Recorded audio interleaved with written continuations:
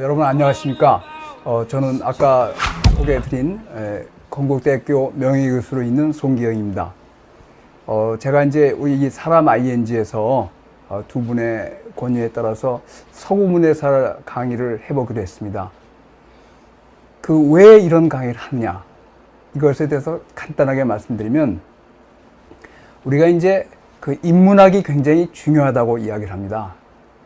근데 제가 보기에는 인문학이라는 것이 굉장히 정의가 애매모호하지만, 제가 보기에는 인문학은 우리가 사는 세상, 또 우리가 살고 있는 현재 대한민국, 하여튼 이런 모든 것에 대해서 끊임없이 질문을 던지고 회의하고 비판하는 그런 정신이 저는 인문학의 기본이라고 생각합니다.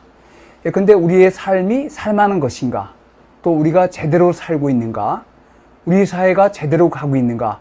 이런 모든 것에 대해서 질문을 던지고 회의하고 비난이 아니라 비판하는 태도를 견지하는 것이 인문학의 기본 자세라고 생각합니다. 그래서 이제 그 이야기는 차차 하겠지만, 그러면 그렇게 우리가 여러 가지 삶의 문제나 세상의 문제에 대해서 질문하고 회의하고 비판하려면 우선은 첫 번째는 제대로 알아야 된다고 생각합니다. 오늘도 잠깐 이야기하겠지만 소크라테스가 이야기한 대로 정말 너 자신을 알라. 이게 이제 당신이 또는 우리가 무지하다는 것을 소크라테스가 일깨워 준 건데요. 그러면서 우리가 서양 또는 제가 좋게 말해서 서유럽, 이것이 이제 워낙 어떻게 보면 우리가 굉장히 잘 알고 있는 것처럼 좀 잘못 알고 있지만, 사실은 저도 그렇고 여러분도 그렇고 제대로 알고 있는 것이 그렇게 많지 않다고 생각합니다.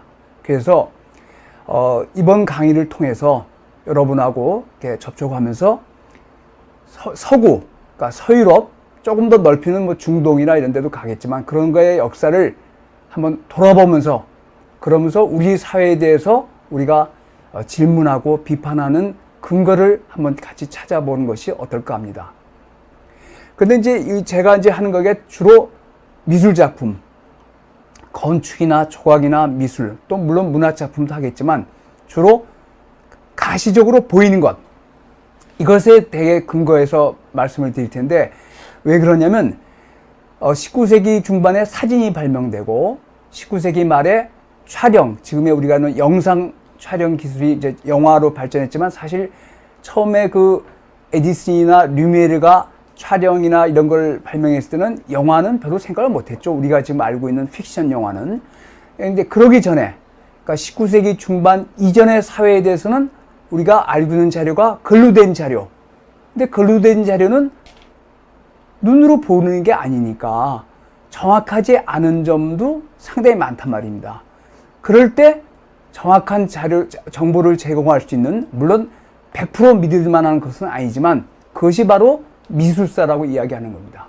그래서 이제 우리나라도 요새는 많이 알려졌지만 17세기, 18세기에 진경시대라고 굉장히 중요한 시대가 있었는데, 진경시대에 우리나라 모습이 어땠는가, 어떻게 살았는가, 이런 모습은 겸재정선, 또 단원 김홍도, 또 신윤복을 포함한 이런 분들의 그림을 보면 우리가 어느 정도는 사실을 확인할 수 있다고 봅니다. 그래서 저는 주로 건축이나 조각이나 미술이나 이런 작품들, 우리가 눈으로 볼 수 있는 작품들에 근거하여 서구 문예사를 한번 여러분들하고 같이 풀어볼까, 이렇게 생각하고 있습니다.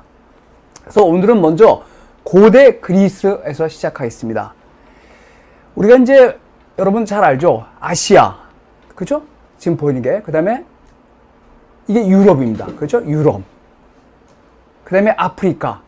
이제 아메리카는 나중에 15세기 이후에 발견되니까, 이런 것들, 즉 아시아, 유럽, 아프리카라는 개념 자체도 고대 그리스인들이 만들어낸 것입니다. 근데 이때는 아프리카란 말을 안 썼습니다. 아시아랑 유럽은 썼지만 아프리카는 사하라 사막 위쪽을 리비아라고 불렀습니다. 아프리카라는 단어는 라틴어에서 온 겁니다. 그러니까 우리가 아시아, 유럽, 리비아, 즉 나중에 아프리카가 되는 이 세 개념이 고대 그리스에서 시작됐다.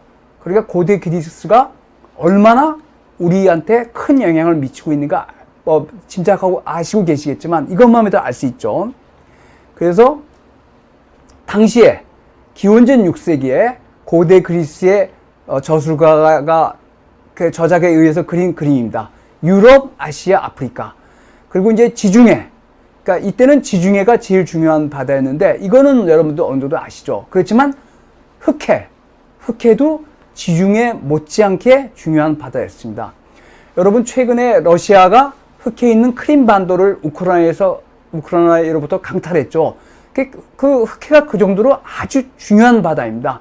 물론 지중해만큼은 아니지만 하지만 나중에 이제 아메리카 대륙이 발견된 다음에 역사의 중심이 대서양으로 넘어갔지만 이때는 지중해가 제일 중요한 바다, 그리고 흑해, 그리고 나일강이 중요했습니다.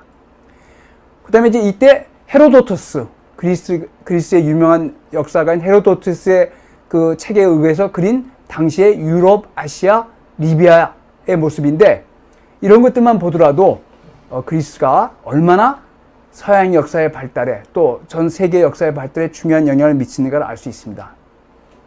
그래서 우리가 이제 문명이 발달할 때 되게 강해서 발달했죠. 우리가 잘 알고 있는 황허 문명, 그리고 인더스 문명, 메소포타미아 문명, 이집트 문명, 이 4대 문명이고 아메리카 대륙에서도 문명이 발달했지만 그건 나중에 저거하고 이들이 이제 모두 강을 끼고 있습니다. 강을 끼고 있는데 그 중에서 이 메소포타미아 문명에서 유럽이 시작되는 겁니다.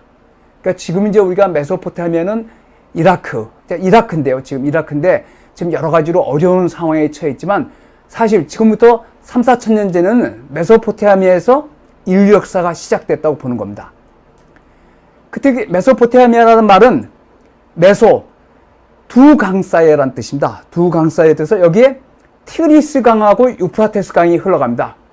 걸프만으로 흘러가는데 이 티그리스와 유프라테스 두 강 사이에 있는 땅을 메소포타미아 부르는데 그 중에서 특히 수메르라고 메소포타미아 강 하류의 메소포타미아 지역 낮은 쪽에 수메르라는 지역인데 여기서 그러니까 서양의 역사가 여기서 시작됐다고 봅니다.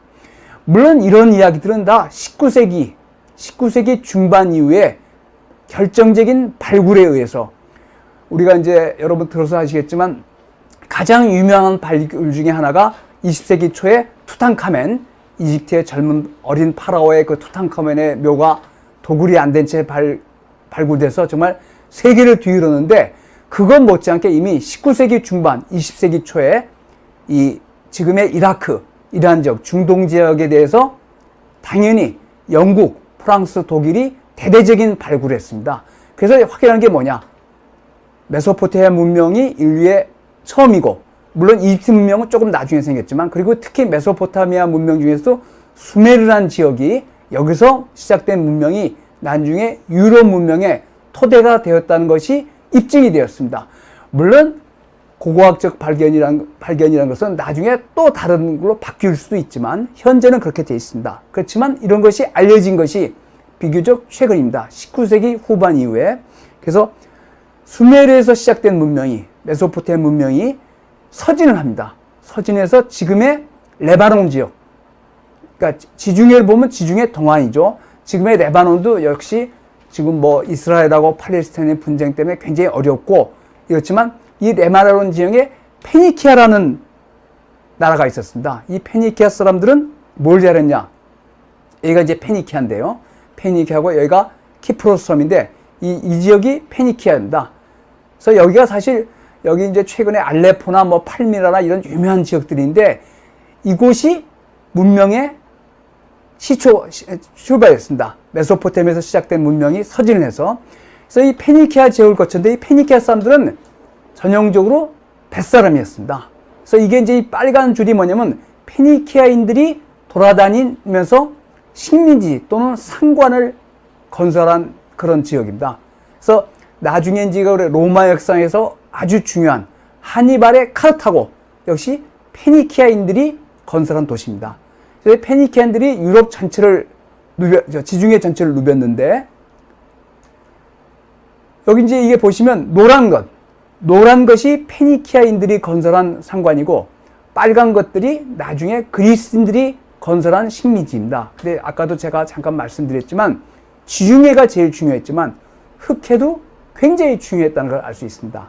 어쨌든 수메르, 메소포타미아 문명의 처음 단계인 수메르에서 시작된 문명이 페니키아, 지금의 레바논 지역에서 지중해를 건너서 어디로 가느냐? 크레타 섬으로 갑니다. 그래서 이제 페니키아에 대해서 잘 알고 있는 것은 현재 우리가 알고 있는 서양의 알파벳, 영어 알파벳이 페니키아에서 그리스어를 거쳐서 라틴어를 거쳐서 온 겁니다. 그래서 이게 페니키아인데, 이게 이제 페니키아가 굉장히 중요하고, 그런데 페니키아에서, 그러니까 지금의 레바논 지역에서 문명이 크레타로 갔다는 것을 당시 그리스 사람들도 인식을 하고 있었습니다. 그래서 이게 뭐냐?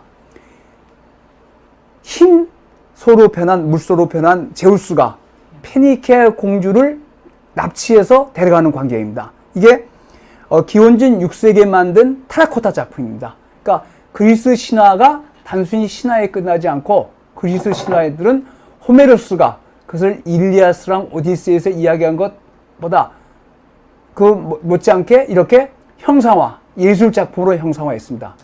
마찬가지입니다. 흰 물소로 변한 제우스가 페니키아의 공주를 납치하는 광경입니다. 제우스의 바람기는 유명하죠. 제우스가 저 올림푸스 산에서 세상을 내다보다가 멋있는 여자가 있으면 황소로 또는 백조로 변하거나 다양한 변신을 해서 그걸 납치하는 이야기는 한데, 제우스가 페니키아의 공주를 납치한 것은 이렇게 그리스 사람들도 기원전 6세기, 5세기 사람들도 이런 것을 인식을 하고 있었습니다. 이건 이제 항아리 그림인데 나중에 자세히 말씀드리겠습니다. 이거는 16세기 저 유명한 베네치아의 유명한 티치아노의 그림입니다. 이거 잠깐 말씀드리겠지만, 물소로 변한 제우스가 페니키아 공주를 납치하는 광경인데, 공주의 모습이 대단히 선정적이죠. 근데 이것은 고대 그리스에서는 상상할 수 없는 자세입니다. 그건 조금 더 자세히 말씀드리겠습니다. 그래서 지금 보시겠지만 이게 지중해입니다. 근데 여기 레바논에서 크레타가 그리스 밑에 있습니다. 그래서 그리스 신화를 보면 제우스가 요 바닷가에서 놀고 있는 페니키아의 공주를 납치하는데, 그 페니키아 공주의 이름이 에우로파입니다. 에우로페 또는 에우로파, 즉 유럽이죠. 페니키아 공주의 이름이. 그래서 어디로 데려가냐? 크레타로 데려갔습니다. 그래서 여기서 신방을 차려서 여기서 아들을 낳는데, 그 아들의 이름이 미노스입니다. 그래서 이게 크레타 섬입니다. 이제 이 크레타 섬은 우리나라 제주도랑 비슷하게 중앙은 산악지대고 해안을 따라서 도시가 발달했습니다. 해안을 따라서. 그런데 이 크레타 문명에 대해서도 서양 사람들도 19세기 말까지 잘 몰랐습니다. 그런데 19세기 말 20세기 초에 영국의 아서 에반스라는 유명한 학자가 여기를 발굴해서 이제 이거 상상도인데, 이게 기원전 한 3000년에서 한 2000년 사이에 이렇게 화려한 궁전을 건설하고 살았다는 것을 아서 에반스가 발굴해서, 물론 이건 상상도입니다, 발견했는데, 이게 이제 그리스 신화랑 맞아떨어지는 거죠. 그래서 거기서 태어난 문명, 이 크레타 섬에서 태어난 문명을 우리가 뭐라 그러냐면 미노스 문명 또는 미노아 문명합니다. 그러니까 미노아는 미노스에서 온 말인데, 그 미노아 문명이 대개 기원전 3600년에서 1170년까지, 그래서 그들이 건설한 섬이 여기 크노소스라고 이런 크레타 북쪽에 큰 도시가 있는데, 거기서 이런 것들을 발굴해내서 크레타의 문명이 있었다. 그리고 그 문명이 본토 그리스 문명보다 앞섰다는 것을 아서 에반스라는 학자가 20세기 초에 발굴해서 정말 대대적인 그 사건이 됐죠. 그러니까 그 유럽 문명의 뿌리가 크레타 문명, 그리고 페니키아, 그리고 수메르, 메소포타미아에서 시작된다는 것을 여기서 입증이 된 것입니다. 그래서 이제 당시에 벽화를 재현한 겁니다. 근데 그림 수준이 상당하죠. 크레타에서는 이렇게 황소뿔을 뛰어넘는 이런 놀이가 많이 유행했다는 겁니다. 황소가 굉장히 벽화에 많이 등장하고, 이게 복원을 한 거지만, 그래서 당시에는 이게 무슨 소리냐? 이 크레타가 지중해 패권을 잡고 있었습니다. 왜냐면 육지에서는 이때만 해도 육지 고통은 굉장히 어렵습니다. 육지는 여러 가지로 산적도 많고 이동하기가 굉장히 어려운데 물길, 그러니까 우리나라도 그렇지 않습니까? 삼국시대 또 고려도 마찬가지. 삼국시대 신라가 삼국 통일할 수 있는 결정적인 계기는 한강을 장악했기 때문이죠. 한강을. 고려도 마찬가지입니다. 고려도 나중에 나주나 이런 걸 장악하면서 한강을 장악했는데 마찬가지입니다. 지중해 패권은 바닷길, 바다를, 해상권을 장악한 사람인데 그 첫 번째 패자가 크레타였던 것입니다. 그래서 크레타에서 시작된 문명을 이제 우리가 자세히 보지 못하겠지만 나중에 이제 그리스가 연결이 돼서, 그래서 당시에 그 크레타 문명이 미노아 문명하고 그 다음 시기를 미케네 문명이라고 합니다. 이 미케네 문명은 역시 그것도 입증이 됐습니다. 이제 크레타는 여기 있고 크노소스 궁전이 여기 있죠. 근데 미케네는 여기입니다. 본토 그리스입니다. 펠레폰네소스던 반도인데 여기인데, 여기 있던 문명이 이리로 넘어가는 과정 역시 히랍 신화, 그리스 신화에서 이야기가 되고 있습니다. 근데 여기서 잠깐, 우리가 알고 있는 고대 그리스는 그리스 본토만이 아닙니다. 지금의 터키의 서안, 그러니까 터키의 서쪽, 이제 이거를 아나톨리아 또는 소아시아, 이 서쪽 역시 우리가 잘 알고 있는 트로이가 여기 있습니다. 정확한 위치에 대해서는 여전히 이론이 분분하지만, 그리고 이 앞에 있는 섬들, 로도스나 밀로스나 레스보스 이런 섬들, 이런 것들이 전부 미노스 문명 또는 미케네 문명권에 같이 있었습니다. 그러니까 여러분, 이 터키의 서쪽 지대, 이것이 고대 문명의 많은 저희가 남아있고 아주 중요한 도시들, 페르가몬이나 에페소스나 이런 것이 여기 남아있다는 것을 지금 잠깐 말씀드리고 넘어가겠습니다. 그래서 미노아 문명이 미케네 문명으로 넘어간 것 역시 히랍 그리스 신화에서 나와 있는데, 아까 우리가 여러분 크레타에서는 소를 가지고 노는 놀이가 많았다고 했죠. 그런 관련 조각도 많은데, 그런데 이제 이 미노아 문명이 크게 발달하니까 어떻게 됩니까? 사람들이 교만해지고 또 시간이 지르면 그게 번성을 했다가 망하는 게 로마 제국도 마찬가지고 다 그렇지만 언젠가는 크게 번성했다가 쇠퇴한단 말입니다. 그래서 이제 그런 크레타 섬이 쇠퇴하기 시작했는데, 그 결정적인 이야기가 어떻게 되냐? 미노스 왕이 너무 오만방자하고 특히 왕비가 파시파에라는 여기 나와 있는 사람인데, 이 파시파에 왕비가 굉장히 교만해서 자기가 이 세상에서 제일 이쁘다. 그 비너스, 그러니까 이때는 아프로디테였죠. 이때 뭐 비너스 지가 뭔데 내가 더 이뻐, 이렇게 이제 자랑을 했다는 겁니다. 그래서 이 이야기를 들은 아프로디테가 이런 망할 것, 너랑 너의 딸들은 대대로 저주받은 사랑을 할 것이다 하고 저주를 했습니다. 그것도 그 미노스 왕도 굉장히 교만해져서 바다의 신 포세이돈, 여기는 이제 아까 말했지만 뱃사람이나 해상군이 중요하니까 그리스 신화에서 제일 그 바다에서 중요한 신은, 하늘의 신은 제우스고 바다의 신은 포세이돈이죠. 포세이돈에게 공물을 제때 안 바치니까 포세이돈이 분노해서 미친 황소로 보냈습니다. 크레타 섬 사람들이 황소를 굉장히 가깝게 지내니까요. 그래서 미친 황소가 크레타 섬을 다스리면서 쑥대밭을 만드니까 난리가 났단 말입니다. 근데 더 난리가 난 건 뭐냐? 이 파시파의 왕비가 비너스의 아포디테 여신의 저주에 말해서 그 황소를 사랑하게 됐습니다. 이 그리스 신화에 나온 이야기입니다.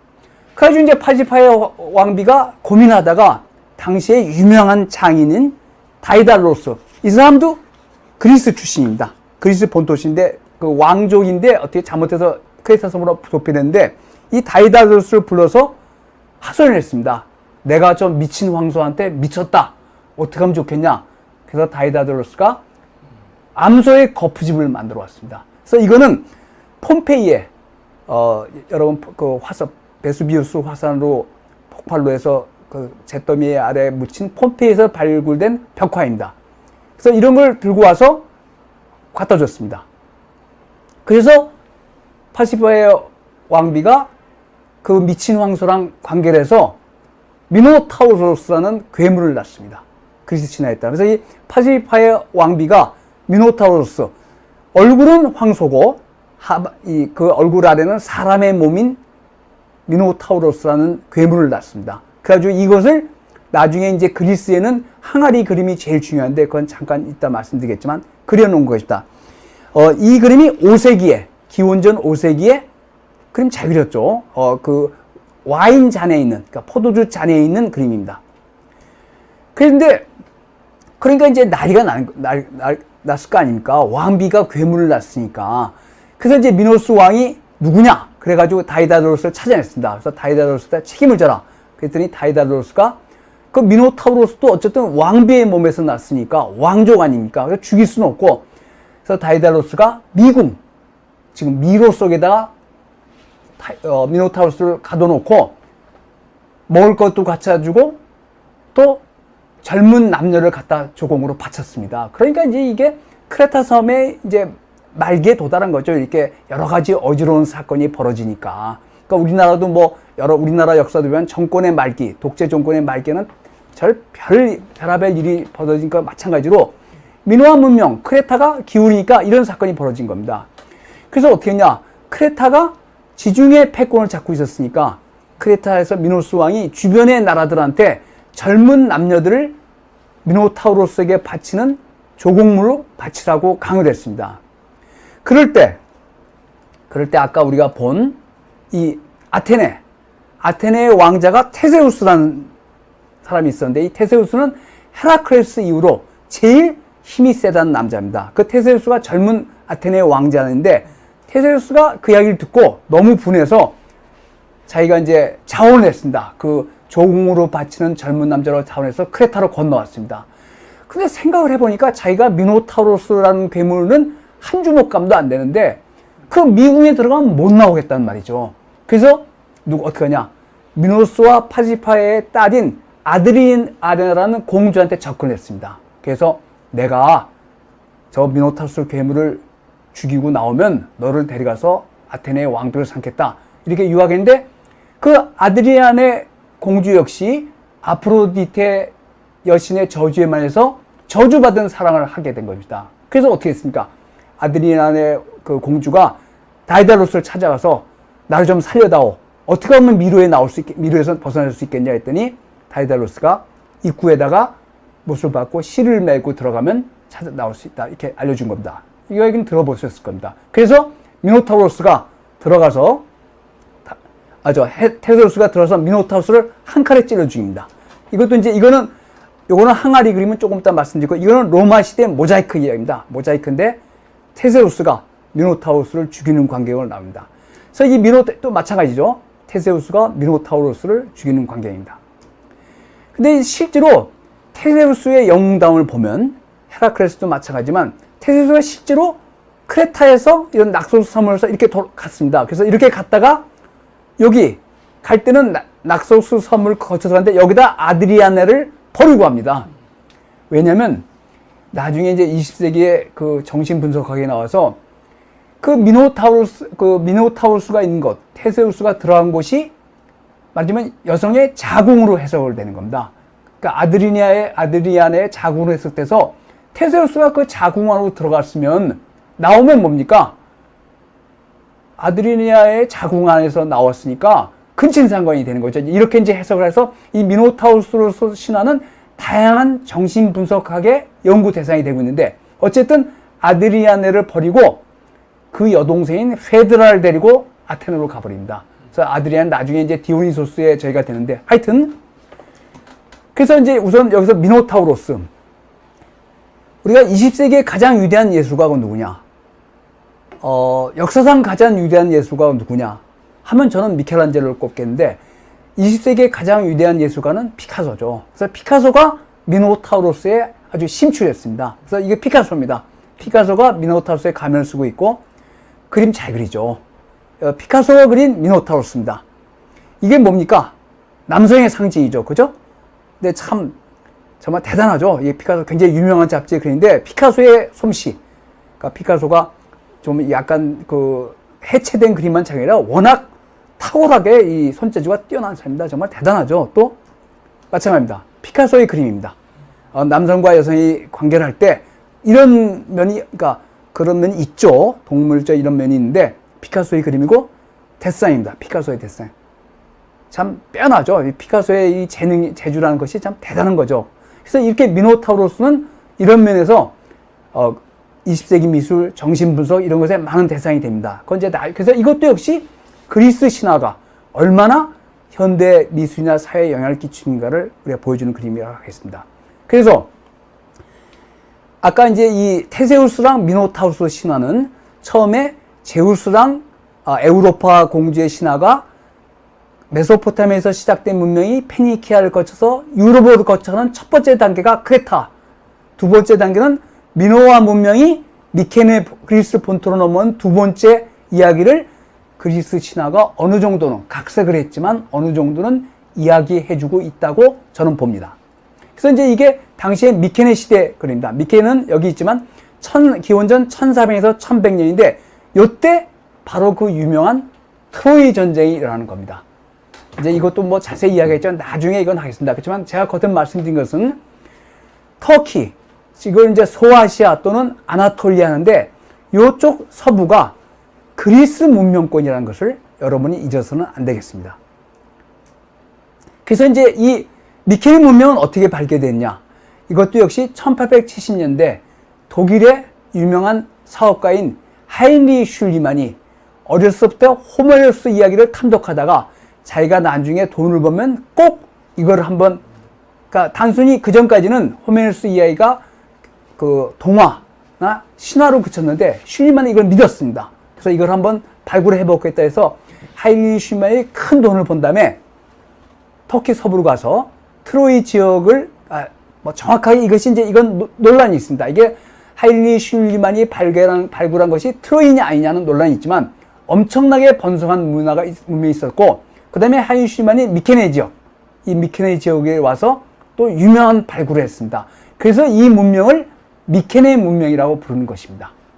그래서 미노아 문명에서 미케네 문명인데 이게 대개 1400에서 1100년이고 이 시대에 뭐가 있었냐면 그 유명한 트로이 전쟁이 있었는데 그건 나중에 혹시 기회가 되면 이야기 해드리겠습니다. 그래서 이때 이제 하인리 슐만이 발굴한 여러 가지 그 발굴품 중에 가장 유명한 것, 이때만 해도 19세기까지만 해도 서양 사람들, 영국이나 프랑스나 독일인들이 그리스나 터키 지역에 가서 발굴하면 발굴 이집트나 다 자기가 가져가 버렸어요. 그래서 이게 소위 아가멤논 마스크입니다. 하인리 슐만은 이것이 아가멤논이다. 그리스랑 트로이 전쟁에서 그리스의 총대장이는 아가멤논 마스크라 했는데 나중에 밝혀지기를 이거는 1600년, 기원전 1600년에 있어서 트로이 전쟁과 관계였지만 이게 완전히 순금입니다. 대단한 작품이죠. 그러니까 미케네 문명이 얼마나 화려했던 문명인 걸 알 수 있습니다. 그 다음에 이제 미케네 문명이 끝난 다음에 그리스 시대는 암흑기라고 하는 시대에 들었는데 그때는 정확하게 모릅니다. 그 다음에 시작된 것이 기원전 8세기부터 그리스의 고졸기가 시작된다. 아르카이크라고, 이 아르카이는 이제 올드, 나중에 클래식, 고전 그리스보다 앞선 시대인데 그때 그 고전 그리스 시대 그리스인들이 한 게 뭐냐? 지중해 각지를 돌아가면서 식민지를 건설한 겁니다.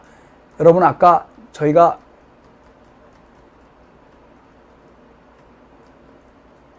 이거 이야기죠. 이 빨간 겁니다. 이 빨간 글이 기원전 8세기 근처에 그리스인들이 지중해 각지에 건설한 식민지들입니다. 근데 이것을 우리가 이제 어떻게 해석할 수 있냐면 호메로스 이야기 아시죠? 일리아스랑 오디세이. 그죠? 근데 일리아스랑 오디세이가 뭡니까? 첫 번째 일리아스의 주인공은 아킬레스입니다. 아킬레스는 뭘 잘하죠? 아킬레스 특기는 싸움입니다. 싸움에서는 아킬레스를 당할 자가 없다는 거죠. 나중에 물론 아킬레스의 약점인 발 뒤꿈치에 화살 맞고 죽었지만, 그래서 호메로스 이야기의 첫 번째 이분은 아킬레스입니다. 그래서 그러니까 트로이 전쟁은 뭐냐? 트로이 전쟁은 여러분 그 헬렌, 트로이의 유명한 그 왕의 왕비인 헬렌을 트로이의 왕자 파리스가 반해서 여신들이 선물로 줘서 납치해서 됐다는 건데, 그렇게 하겠어요. 이제 그런 각색을 한 거고, 동부 지중해 패권을 두고 본토 그리스랑 트로이, 아까 거듭 말씀드렸지만 터키 서부 지역은 그리스 문명권입니다. 서로 말하자면 패권을 싸운 거죠. 이게 10년을 전쟁이 갔다는 거 아닙니까? 10년을. 여자 하나 두고 10년을 싸웠다는 것은 이제 과장된 것이죠. 과장된 것이고, 그리스의 지중해 패권을 두고 본토 그리스랑 트로이랑 싸웠는데 이쪽 세력이 이겼단 말입니다. 그래서 그게 아킬레스, 그러니까 일리아스의 이야기죠. 호메로스 첫 번째 이야기인. 두 번째 이야기는 뭡니까? 두 번째 이야기의 주인공은 오디세이인데 오디세이는 뭘 잘하죠? 항해로 유명하죠. 오디세우스가 트로이 전쟁에서 목마르서 이긴 다음에 오디세우스는 싸움은 뭐 좀 하겠지만 아킬레스한테는 상대가 안 되고 머리를 잘 썼는데 돌아가려고 했는데 그 트로이 편을 든 신들의 노여움을 사서 10년 동안 지중해를 돌아다녔다는 거 아닙니까? 근데 나중에 이제 그 오디세우스 이야기를 잘 봤더니, 자세히 분석을 해봤더니, 뭐랑 비슷해요? 이거랑 비슷하단 말입니다. 오디세우스가 다녔다는 지역을 분석해봤더니, 대개 그리스가 건설한 식민지하고, 여러분 좀 확인하실 수 있죠. 오디세우 이렇게 건져서 북아프리카 갔다가, 시칠리아 섬에 갔다가, 이탈리아 쪽 갔다가, 나중에 지브롤터 해협까지 갑니다. 이 같지는 않지만, 이게 이제 그 학자들이 밝혀낸 겁니다. 그래서 이 칼립소도 만나고 시제느라고 노래하는 여신도 근데 이게 거의 그 다음에 흑해는 뭡니까? 이제 아까 보시면 흑해에도 그리스인들이 식민지를 건설했는데 그 흑해를 가는 것은 오디세우스는 가지 않았지만 그 전에 황금양탈 아시죠? 이아손 황금양탈을 가로 이 그리스의 원정대가 출발했는데 그들이 흑해를 갔습니다. 그래서 어떻게 돌아왔냐? 쫙 가서 이렇게 돌아왔다는 겁니다. 이게 황금양털 아르고 선언을 알고 황금양털 사람들의 그 여정입니다. 그럼 이걸 분석해 봤더니 거의 이거랑 비슷합니다. 그러니까 우리가 호메로스 이야기를 여러 가지로 해석할 수 있지만 첫 번째 이야기 일리아스에서는 본토 그리스의 미케네 문명 사람들이 경쟁자인 같은 그리스 문명거지만 경쟁자인 트로이 지역을 제압한 다음에 이겼으면 그 다음에 어떻게 해요? 식민지를 건설해야죠. 그러니까 마치 대영 제국이 영국이 전쟁을 일으킨 다음에 정말 세계 곳곳에 식민지를 건설하지 않습니까? 마찬가지입니다. 지중해 곳곳, 흑해 곳곳에 식민지를 건설하니까 제가 볼 때는 호메로스 이야기는 다른 점도 있지만 다른 면으로도 여러 가지로 해석될 수 있지만 일리아스랑 오디세이 첫 번째는 싸우는 자, 두 번째는 항해하는 자. 오디세우스는 항해하는 자인데 내비게이터죠. 내비게이터인데 그건 뭐냐? 그리스인들이 식민지를 건설한 이야기를 표현하고 있다고 봐도 괜찮지 않을까? 저는 이렇게 생각합니다. 그래서 특별하게 한 게 여러분 이제 이탈리아죠. 이게 이탈리아입니다. 이탈리아고 시칠리아 섬. 지금은 마피아로 얘기하지만 이 그리스 남부랑 나폴리를 포함하나 여기 나폴리가 네아폴리스인데요. 나폴리를 포함한 이탈리아 남부랑 시칠리아는 마그나 그라키아라고 대그리스라고 그리스 식민지였습니다. 그러니까 물론 이 식민지라는 말은 현대화하는 식민지랑 좀 다릅니다. 그리스 도시국가들이 식민지를 건설했지만 그 도시국가랑 식민지국가 사이는 끈끈한 연대가 없었습니다. 식민지국가는 독립에 살았지만 그래도 절대적인 영향권 안에 살았죠. 그래서 나중에 이제 제가 중요한 것을 보여드렸지만 그래서 마그나 그라키라고 그리스 관련 유물들이 여기서 굉장히 많이 발견됩니다. 그리스 유명한 신전들 뭐 여러 가지들이 발견됐는데 이탈리아 남부랑 시칠리아는 그리스 영향권에 마그나 그라키아로 그리스 영향권에 있었다는 것을 한 번 더 강조해 드립니다. 보시면 알겠죠. 그 다음에 이제 나중에 이제 카르타고 말고 여기는 이렇게 그리스가 건설한 식민지입니다. 그러니까 지중해 패자가 그리스였다는 거죠. 근데 이제 그 그리스가 지중해를 장악하고 있었지만 그래서 이제 미케네 문명이 끝난 다음에 아르카에 고대 지었는데 근데 그때 무슨 일이 있었냐? 당시에 유럽은 그러니까 이제 그리스죠. 그리스는 지중해를 장악하고 있었지만 동방에 있는 페르시아 제국에 비하면 정말 아무것도 아니었습니다. 왜냐면 동방의 페르시아는 당시에 아케메네스 왕조라고 기원전 500년에서 320년까지 계속되는데 이 영토를 보십시오. 엄청나죠. 지금의 이집트, 터키, 이라크, 이란, 그 다음에 거의 아프가니스탄까지 이 광활한 페르시아 제국이 있었습니다. 옆에는. 그래서 이제 그리스가 요 지중해에서 패권을 잡을 때 페르시아 제국이 서진을 하기 시작했습니다. 그래서 요게 이제 터키의 서쪽 지역도 다 장악하고 있었는데 여기가 전부 페르시아 제국의 영향권이 있었는데 이렇게 광대한 제국은 항상 반란이 많이 일으키죠. 그래서 여기 있는 나라들이 조그만 도시국가들이 페르시아 제국에 대해서 반기를 들었습니다. 그랬더니 본토 그리스에서 그를 지원했어요. 그랬더니 페르시아 제국이 침략을 한 겁니다. 그것이 그리스 페르시아 전쟁인데 이것이 기원전 5세기 482년 요 근처에 일어났습니다. 그래서 요때는 아까 말씀드렸지만 그리스는 아르카이 그리스라고 암흑기를 거쳐서 고졸기, 이제 그리스가 식민지를 많이 걸어 지중해 패자로, 그러니까 물론 그리스 자체가 통일된 국가가 아니라 아테네, 스파르타, 테베, 다양한 코린토스 다양한 도시 국가에 있었지만 그리스인들이 하여튼 지중해를 장악하고 있으니까 페르시아가 이제 한번 본때를 보여주려고 쳐들어온 거죠. 그래서 페르시아에 정말 몇십만 대군하고 그리스의 연합군, 아테네랑 스파르타가 원래 사이가 안 좋지만 때는 연합으로 산을 잡았는데 예상과는 달리 정말 모든 사람들이 당연히 페르시아가 이길 거라고 생각했지만 마라톤 전투. 그러니까 이거 여러분 이제 우리가 마라톤을 굉장히 중요시 하잖아요. 올림픽의 마지막에 하는 것이 마라톤이지 않습니까? 그 마라톤 전투가 육지에서 벌어진 전투거든요. 아테네에서 별로 멀지 않은. 근데 그 우리가 마라톤 전투를 마라톤을 굉장히 중요시 하는데 그걸 어떻게 이야기합니까? 페르시아 대군하고 싸운 그리스 연합군이 이겨서 거기서 그 한 사람이 뛰어가지고 아테네까지 와서 그 사실을 알리고 죽었다. 근데 그건 좀 그렇죠. 당시에도 다 그 연락수단이 있었겠죠. 뭐 봉화나 이런 거 있었지. 설마 그걸 뛰어서 와서 알릴 정도는 아니죠. 뭐 봉화나 이런 거 뭐 말을 타고 왔든지 알렸을 텐데 왜 그걸 극화하냐? 마라톤 전투가 그 정도로 중요했기 때문입니다.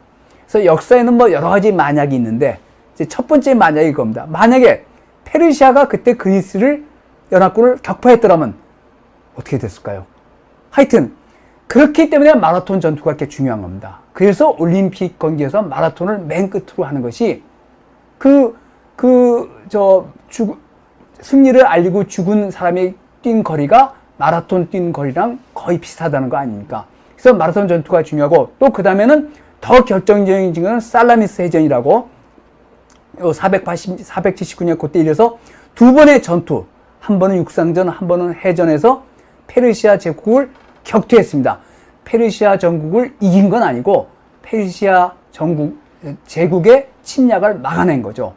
이름으로써 아테네가 그리스 그 연합국가의 맹주로 등장하면서 고전 그리스, 그러니까 우리가 고대 그리스에서 가장 중요한 시기라고, 뭐 민주주의, 또 인물면에서도 소크라테스, 페리클레스, 유명한 극작가들 모든 사람들이 나온 기원전 5세기. 그러니까 기원전 5세기가 클래시컬 그리스라고 고전 그리스인데 그 전의 시대, 그걸 우리가 아르카이 그리스, 고전 그리스보다 좀 먼저 시대, 옛날 시대를 아르카이 그리스라고 부르는데 하여튼 아르카이 그리스도 굉장히 중요하지만 우리가 그리스 하면 파르테논 신전으로 대표되는 그리스 하면 이 기원전 5세기, 기원전 500년에서 400년, 나중에 알렉산더 대왕이 왔다는 350년, 4세기 중반까지 요때를 고전 그리스라고 합니다. 이것이 이제 맞으면 서양 문명의 꽃이라고 우리가 일컫죠. 꽃이라고 하는데 이런 것들이 다 예술 작품에 그대로 반영이 된다는 것을 제가 말씀드리려고 합니다. 근데 이제 이 기원전 5세기가 왜 중요하냐면 우리가 이제 동양 쪽에서 제일 중요한 인물 중에 한 분이 공자고 또 석가모니입니다. 근데 석가모니랑 공자도 비슷한 시기, 그분들은 기원전 6세기에서 5세기까지 사셨습니다. 그러니까 하여튼 기원전 이 6세기, 5세기가 세계사에서 굉장히 중요한 시대인데 나중에 이제 기원전 1세기에 유리우스 카이사르, 그 다음에 옥타비안 아우구스투스 황제의 로마, 그리고 기원 후 15, 16세기의 피렌체, 이럴 때 위대한 인물이 아주 집중적으로 태어나거든요. 근데 고대 그리스, 기원전 5세기의 그리스가 그랬습니다. 그러니까 뭐 위대한 정치가, 철학자, 헤로도투스, 또 과학자, 전부 대개는 기원전 5세기의 그리스에서 살았던 사람들입니다. 그러니까 기원전 5세기가 그만큼 중요해서 다들 서양 사람들이 지금도 우리는 그리스다, 우리의 저는 그리스다는데 아까도 말씀드렸지만 그리스 문명의 뿌리는 메소포타미아라는 것을 제가 한 번 더 말해 나중에 한번 그런 걸 자세히 말씀드리겠습니다. 그래서 이 고대 그리스가 페르시아의 침략을 격퇴한 다음에 꽃이 피우면서 나고 나중에 고대 그리스의 전성기가 끝난 다음에 마케도니아 왕국이 북방의 마케도니아 왕국이 그리스를 점령한 다음에 그 왕자인 알렉산드로스가 동방 원정을 시작해서 페르시아 제국을 완전히 정복해 버립니다. 그러니까 이건 정말 대단히 놀라운 사건이죠. 왜냐면 그 전에 그리스는 페르시아의 전쟁에서 페르시아의 침략을 막아낸 것으로 그치었습니다. 그렇지만 알렉산더는